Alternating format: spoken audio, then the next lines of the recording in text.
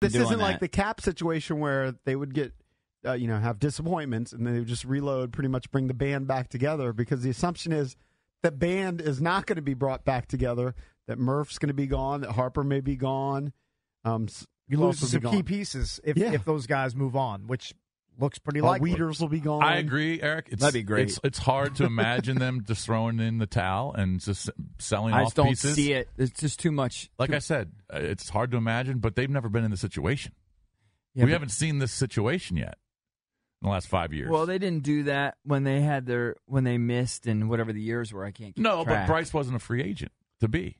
I would maybe do it. We can throw it out to callers, 800-636-1067. Let's just make an assumption that a week from now, right before the trade deadline, the Nats are 8 games back. What are they back right now? 6.5? They're 6 back. 6 back. Yeah. Lose more ground. So let's say they lose back. more ground. Would you trade Bryce Harper? 800-636-1067. See, this is my point, though, about the difference between the Caps and the Nats in years past. They have 10 pending free agents, including Kelvin Herrera, Matt Adams, Kelly Hellickson, and the big boys like Murphy and Harper. And the Caps had all of also Brandon Kinsler, Matt Wieters. The Caps' main principal guys were intact. Ovi, Backstrom, Holtby, Carlson. You knew those guys were coming back, but you just had to add pieces around them. Right. There's major question marks about the huge pieces for the Nats. I mean, they're kind of positioning themselves, they don't want to trade Victor Robles, right? No, player of the future. No way. Not going to trade Soto, player of the future. Apparently, they're high on Carter Keyboom, or however you pronounce his name. Well, they have like two Eric of them. Fetty. They have 2 Keybooms. So if you can bring in a couple other top prospects, let's say you get a haul like the Orioles got, maybe you make that move. Again, it's just you have a bunch of young studs for the future. I think the next 2 weeks really will impact that decision. I think the worst thing for the Nats would be just to kind of flounder and still, you're still 5.5 to 6.5 games out. Well, you keep saying 2 weeks, isn't it? Basically a week. What are we on July? Yeah, exactly. 8 days, 8 or 9 days, whatever that is. So let's just say you go 500 and you're still at 6.5, 7 games back.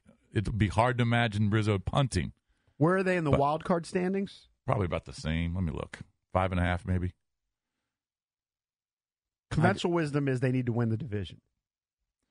Yeah, because you're battling less teams. Right now, you are 5 back in the wild card. I think they feel like... With how many teams in front of them? 6 or 7. Yeah. My guess would be you feel like if you trade Harp, that really is going to preclude you from bringing him back because you're going to piss him off. Yeah. You're going to upset the apple cart there. And then you just have less of a chance of having an ability to bring him back. I think you have to have a good sense of where you are behind the scenes with Scott Boras and whether you have a realistic shot. If you think you have a realistic shot, I wouldn't trade him. Right. I mean, they obviously have a good relationship with Boras because they have so many Boras clients that have gone through here. Mm-hmm. So, yeah. But there's no way Scott Boras is telling Rizzo, he's going to sign here in the offseason. No, but he might be saying there's a chance. Well, I'm sure he's going to say that. But is that going to be convincing enough not to trade him? So does Jason Bishop, if you're filling the role, mm-hmm. pull the trigger if the Nats are 8 back a week from now? If they're 8 games back on July 31st, I seriously think about it. And I was staunchly against it for weeks. Eric Burns got in your head from MLB Network. Well, it just makes a lot of sense. Yeah. Unless you think he was staunchly against it when J.P. Flame said it, but when Eric Burns said it. Yeah. Well, no. Because I thought they would have cut into this lead a little bit more. Because I brought up the ridiculous trade him for Machado deal. Well, that was just stupid. Except there's no spot for him. No. Well, that would just be dumb. But my point is, how many games will be left? When you did say that, I was against it because they were only, they were 5 games back or whatever they were. But the train keeps moving and they keep staying at 500. Right. So then you have to start thinking about it. Yeah, but how many games will be left at the trade deadline? It will be about 55? About 57. Yeah, it's just too much baseball left, I think.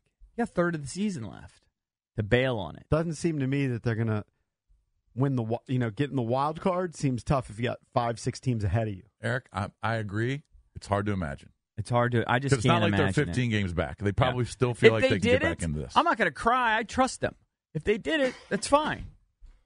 But I just don't see it happening.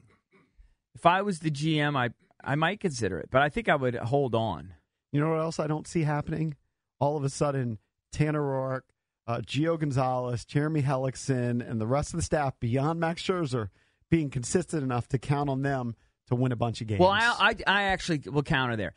If Tanner Roark continues to get a start every fifth week and he finishes 3-20, that'll shock me because he's 3-12 right now. So I actually think he's due to pitch well at some point. Okay, he's been a effing, but he could be due to be stud. okay. He could be He's been an 6-15. effing stud for the last 3 or 4 years. He lost it this year. I don't know why. Right, I don't either. So I expect him to turn it around. You keep saying that. I don't know. Time's running out to turn it I around. think guys have bad I agree. years. He's having a bad year. He's having a horrible And year. what if Strasburg just has a bad year?